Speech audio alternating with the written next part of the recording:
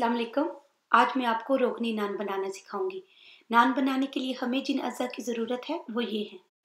1 cup नीम गर्म दूध, 8 खाने के चम्मच पिघला हुआ मक्खन, 2 अदद फेंटे हुए अंडे, 6 कप मैदा, 8 खाने के चम्मच सादा दही, आधा चाय का चम्मच कलौंजी, 6 खाने के चम्मच तेल, 2 चाय के चम्मच बेकिंग सोडा, 2 चाय के चम्मच चीनी, 1 चाय का चम्मच नमक।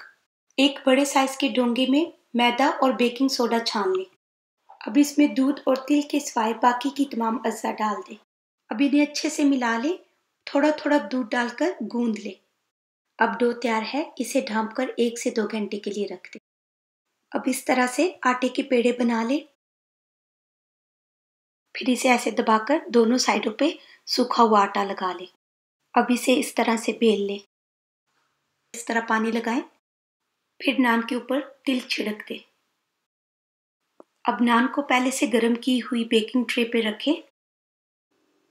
अब इसे पहले से गर्म किए हुए फैन असिस्टेड ओवन में 200 डिग्री सेंटीग्रेड पर ऊपर वाली शेल्फ पे रखें और इसे 6 से 7 मिनट के लिए पकाएं।